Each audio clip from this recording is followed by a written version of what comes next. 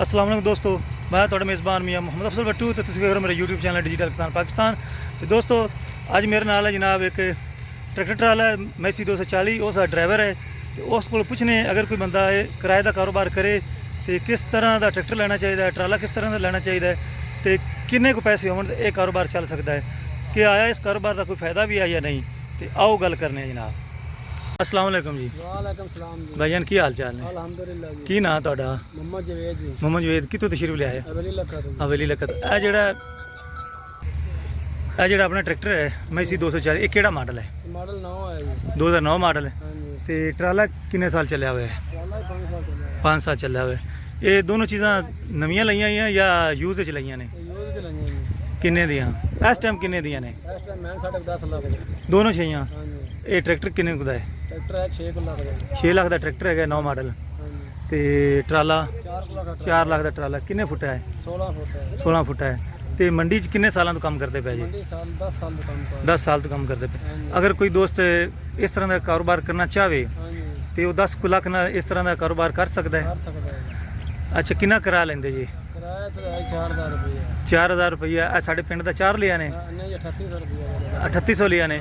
ਕਿੰਨੇ ਕਿੱਲਿਆਂ ਦੇ ਮੁੰਜੀ ਲਿਜਾ ਸਕਦਾ ਹੈ? 2 किलो। ਸਿਰਫ 2 ਕਿੱਲਿਆਂ ਦੀ। हां जी। ਅਗਰ ਬੰਦਾ ਕੋਈ ਮੇਰੀ 4 ਕਿੱਲਿਆਂ ਦੀ ਹੈ ਤੇ ਫਿਰ ਵੀ 3800 ਹੀ ਹੋਵੇਗਾ। नहीं फिर वाफ हो रहा था। 3 किलो बड़ा ट्राला है, निकट लेने पे 3 ਕਿੱਲੇ 3 किलो तो फिर 700-800 और लगेगा जी। 4500 रुपया। ਯਾਰ ਪਹਿਲੇ ਮੈਂ ਕਾਫੀ ਦੋਸਤਾਂ ਦਾ ਇੰਟਰਵਿਊ ਕੀਤਾ ਹੈ, जी। ਉਹ ਕਹਿੰਦੇ ਨੇ ਇਹ ਜਿਹੜਾ ਛੋਟਾ ਟਰਾਲਾ ਹੈ ਨਾ 3 ਕਿੱਲੇ 3.5 ਕਿੱਲੇ ਦਾ ਰੇਟ ਇੱਕਾ ਹੀ ਹੈ। नहीं जी रेट होना सीजन है जी। ਯਾਰ ਸੀਜ਼ਨ ਵਿੱਚ ਹੀ ਉਹਨਾਂ ਮੁੰਜੀ ਲੈ ਗਏ ਨੇ ਨਾ ਦੂਸਰਾ ਇਰੀਫਾਈਨਾ ਦੀ हाँ जी। ਆ ਮੁਹਰਮ ਦੇ ਚੜਨ ਤੋਂ ਪਹਿਲੇ। हाँ जी। ਤੇ ਮੇਰਾ ਖਿਆਲ ਹੈ ਵੀ ਉਹ 4500 ਤੋਂ ਰੂਸੀ ਟਰੈਕਟਰ ਵਾਲਾ ਲੈਂਦਾ ਸੀ 5 ਕਿੱਲਿਆਂ ਦਾ। ਅੱਛਾ ਤੁਸੀਂ ਦੱਸੋ ਵੀ ਇਹ 15 ਕਿਲੋਮੀਟਰ ਜਿਹੜਾ ਸਾਡਾ ਪਿੰਡ ਹੈ ਆਮਣ ਜਾਵਣ ਦਾ, हाँ ਇਹ जी। ਖਰਚਾ ਕਿੰਨਾ ਕਰ ਜਸੀ? खर्चा तकरीबन गाड़ी 1500 का जी। 1500 ਦਾ। हाँ जी। ਅੱਛਾ 1500 ਰੁਪਏ ਦੇ ਵਿੱਚ ਡੀਜ਼ਲ ਪੀ ਕੇ ਵਾਪਸ ਪਹੁੰਚ ਜਾਸੀ। हाँ जी। ਅੱਛਾ ਤੇ ਬਚਤ ਕਿੰਨੀ ਆਵੇਗੀ? बचत आवे जी 2200 रुपया। 2200 ਰੁਪਏ। ਤੇ ਜੇ ਮਾਲਕ ਨਾ ਹੋਵੇ ਤਾਂ ਡਰਾਈਵਰ ਕਿੰਨੇ ਪੈਸੇ ਲੈਂਦਾ ਹੈ ਦਿਹਾੜੀ ਦੇ? ड्राइवर ले आवेगा 1500 बचा देगा। 700 रुपया ड्राइवर ले आवेगा।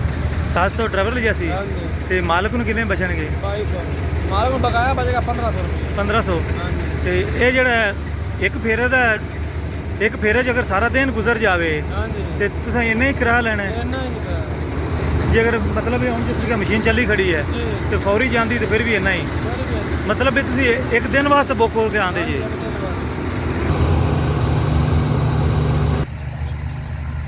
ਅੱਛਾ ਜਵੇਦ ਭਾਈ, ਇਹ ਟਰੈਕਟਰ ਜਦੋਂ ਤੁਸੀਂ ਲਿਆ ਹੈ ਇਹ ਖਰਾਬ ਖਰੂਬ ਤਾਂ ਨਹੀਂ ਇੰਨਾ ਕਰਦਾ? खराब जी बड़ा किता टायर नवे पाए ने दे ਅੱਛਾ 80000 ਦੇ। ਅੱਛਾ फिर इंजन कराया ਜਾਂਦਾ 40000 ਉਹਲੇ ਲਾਇਆ। ਅੱਛਾ, ਇਹ ਮਤਲਬ ਜਦੋਂ ਤੁਸੀਂ ਲਿਆ ਕਿੰਨੇ ਦਾ ਸੀ? ਇਹ ਲਿਆ ਸੀ 5,70,000 ਦਾ। 5,70,000 ਦਾ।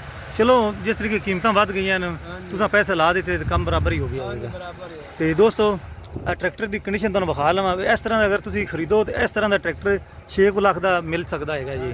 ਇਹ ਨਹੀਂ ਮਿਲਦਾ ਕਿਉਂਕਿ ਉਹਨੇ ਤਾਂ ਕੰਮ ਲਿਆ ਹੋਇਆ ਇਸ ਤੋਂ ਟਰਾਲਾ ਪਿੱਛੇ ਪਾਇਆ ਹੋਇਆ, ਲੇਕਿਨ ਇੱਕ ਵੈਸੇ ਤੁਹਾਨੂੰ ਦੱਸਦੇ ਪਏ ਵੀ ਜਿਹੜੇ ਸਾਡੇ ਦੋਸਤ ਜ਼ਮੀਂਦਾਰ ਕਿਸਾਨ ਬਾਈ ਕਮਣ ਬੇਸੀ ਟਰਾਲਾ ਬਣਾਵਣੇ, ਉਹ ਇਸ ਤਰ੍ਹਾਂ ਦਾ ਟਰੈਕਟਰ 6 ਲੱਖ ਦਾ ਤੇ 4.25 ਦਾ ਟਰਾਲਾ ਆ ਮਿਲ ਸਕਦਾ ਜੀ। ਇਹ ਚੈੱਕ ਕਰ ਲਓ। ਟਾਇਰ ਤਕਰੀਬਨ ਸੋਹਣੇ ਨੇ ਜਨਾਬ, ਨਵੇਂ ਤਕਰੀਬਨ ਨਵੇਂ ਹੀ ਟਾਇਰ ਨੇ ਤੇ ਟਰਾਲੇ ਦੀ ਕੰਡੀਸ਼ਨ ਵੀ ਬਿਹਤਰ ਹੈ।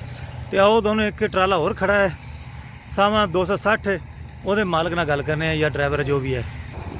ਦੋਸਤੋ ਇਹ ਜੀ ਆ ਗਿਆ ਟਰੈਕਟਰ 260 ਤੇ ਪਿੱਛੇ ਟਰਾਲਾ ਤੇ ਉੱਤੇ ਬੈਠੇ ਨੇ ਉਸਤਾਦ ਜੀ, ਗੱਲ ਕਰਨੇ ਉਹਨਾਂ ਨਾਲ। अस्सलाम वालेकुम जी। ਵਾਲੇਕੁਮ ਅਸਲਾਮ। ਕੀ ਹਾਲ ਚਾਲ ਨੇ? ਕੀ ਨਾਂ ਤੁਹਾਡਾ? ਰਾਬਨਵਾਲ। ਰਬਨਵਾਜ ਭਾਈ, ਇਹ ਕਿਹੜਾ ਮਾਡਲ ਹੈ ਟਰੈਕਟਰ? 19 model 19 model. ਤੇ ਕਿਹਦਾ ਚੱਲਦਾ ਪਿਆ ਹੈ? ਬਿਹਤਰੀਨ ਚੱਲਦਾ ਇਹ ਕਿੰਨੇ ਦਾ ਖਰੀਦਿਆ ਸੀ? ਇਹ ਖਰੀਦਾ ਸੀ 11 ਲੱਖ 11 ਲੱਖ ਦਾ। ਇਹ ਜਿਹੜਾ ਟਰਾਲਾ ਹੈ ਇਹ ਕਾਫੀ ਪੁਰਾਣਾ ਨਜ਼ਰ ਆਉਂਦਾ ਪਿਆ ਹੈ। ਇਹ ਕਿੰਨੇ ਫੁੱਟੀ ਹੈ? ਇਹ 16 ਹੀ ਹੈ ਜੀ। 16 ਫੁੱਟ ਲੰਮਾ ਤੇ 8 ਫੁੱਟ ਚੌੜਾ ਕਿ 7.5 ਫੁੱਟ? ਨਹੀਂ 8 ਫੁੱਟ 8 ਫੁੱਟ। ਅੱਛਾ, ਇਹ ਕਿੰਨੇ ਦਾ ਖਰੀਦਿਆ ਸੀ? 3 ਲੱਖ ਦਾ ਜੀ। 3 ਲੱਖ ਦਾ। ਇਹ ਕਿੰਨੇ ਸਾਲ ਪਹਿਲੇ ਦੀ ਗੱਲ ਹੈ? ਜੀ 1 ਸਾਲ ਪਹਿਲੇ। ਹਾਂਜੀ ਅੱਛਾ, ਸਾਲ ਹੋ ਗਿਆ ਟਰਾਲੇ ਨੂੰ। ਹਾਂਜੀ। ਤੇ ਇਹ ਜਿਹੜੇ ਟਾਇਰ ਨੇ ਇਹ ਵੀ ਹੈਗੇ ਸਨ ਇਵੇਂ ਹੀ ਕਿ ਤੁਸੀਂ ਪਵਾਏ ਨੇ? ਨਹੀਂ ਜੀ ਇੱਕ ਮੈਂ ਟਾਇਰ ਪਵਾਇਆ ਹੈ ਤੇ ਉਹ ਚਲੇ ਗਿਆ। ਅੱਛਾ, ਤੁਸੀਂ ਕਿਸ ਮੰਡੀ 'ਚ ਕੰਮ ਕਰਦੇ ਜੀ? ਹਵੇਲੀ ਲੱਗਾ। ਹਵੇਲੀ ਲੱਖਾ। ਤੇ ਇਥੋਂ ਕਿੰਨੇ ਕਿੱਲਿਆਂ ਦਾ ਪੇੜ ਚੁੱਕਣ ਆਏ ਜੀ?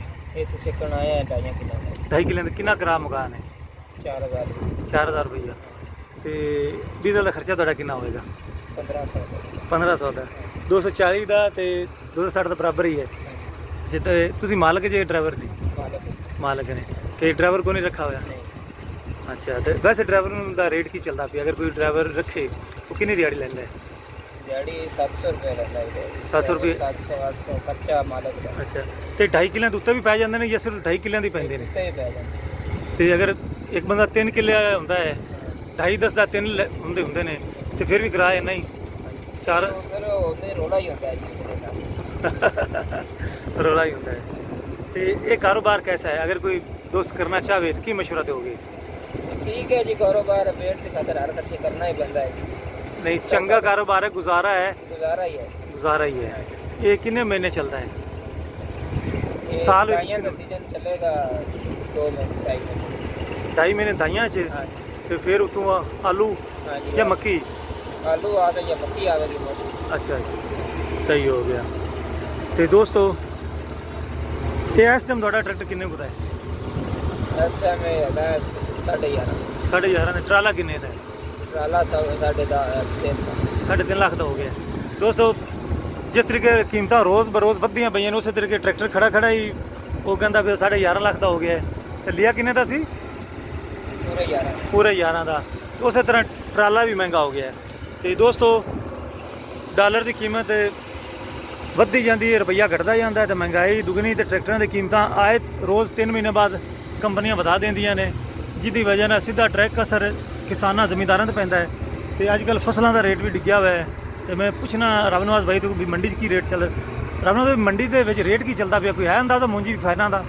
ਮੁਹਰਮਾਂ ਦੀ ਛੁੱਟੀਆਂ ਤੋਂ ਪਹਿਲਾਂ ਹੀ ਚੱਲਦਾ ਸੀ 1150 ਪੌਣੇ 1200 ਚੱਲਦਾ ਸੀ। 1000 ਵੀ ਹੈਗਾ ਸੀ। ਅੱਛਾ, 1000 ਵੀ ਹੈਗਾ ਸੀ। ਹਾਂਜੀ, ਤੇ ਇਹ ਫੈਨਾਂ ਦਾ ਜਿਹੜੇ ਹਾਈਬ੍ਰਿਡ ਹੈਗੇ ਨੇ 1050 60 ਰੁਪਏ ਹੈਗੇ। ਤੇ ਅੱਜ ਨਵਾਂ ਰੇਟ ਨਿਕਲ ਸੀ? ਅੱਜ ਨਵਾਂ ਰੇਟ ਚੱਲਦਾ ਜੋ ਹੋਇਆ ਫਾਈਨਾਂ। ਜਾਂ ਤੁਹਾਡਾ ਕੀ ਤਜਰਬਾ ਹਾਈਬ੍ਰਿਡ ਕੈਸੇ ਰਹਣਗੇ? ਹਾਈਬ੍ਰਿਡ ਨੂੰ ਮਾਰ ਹੀ ਪੈ ਇਸ ਵਾਰੀ ਮਾਰ ਹੀ ਪਵੇਗੀ ਕਿਉਂਕਿ ਜ਼ਿਆਦਾ ਕਾਸ਼ਤ ਹੋਇਆ ਹੈ। ਜ਼ਿਆਦਾ ਪੈ ਹਾਂਜੀ, ਠੀਕ ਹੋ ਗਿਆ। ਦੋਸਤੋ ਹਾਈਬ੍ਰਿਡ ਦੇ ਬਾਰੇ ਕਾਫੀ ਖਤਰਾ ਹੈਗਾ ਸੀ ਤੇ ਜਿਹਦੀ ਵਜ੍ਹਾ ਨਾਲ ਹਾਈਬ੍ਰਿਡ ਵੇਖਣੇ ਵੀ ਕੀ ਬਣਦਾ। ਕਬਲ ਵਕਤ ਹੈ, ਅੱਜ ਸ਼ਾਮ ਤੱਕ ਬੋਲੀ ਆਵੇਗੀ ਤੇ ਫਿਰ ਜੋ ਹੋਇਆ ਤੁਹਾਡੇ ਨਾਲ ਗੱਲਾਂ ਸ਼ੇਅਰ ਕਰਾਂਗੇ। ਹੁਣ ਮੈਂ ਤੁਹਾਡੇ ਸਾਰੇ ਦੋਸਤਾਂ ਤੋਂ ਚਾਹਨਾ ਇਜਾਜ਼ਤ। ਤੁਹਾਡਾ ਬਰਾਮੀਆ ਮੁਹੰਮਦ ਅਫਜ਼ਲ ਬੱਟੂ। ਅੱਲਾ ਹਾਫਿਜ਼। ਪਾਕਿਸਤਾਨ ਜ਼ਿੰਦਾਬਾਦ।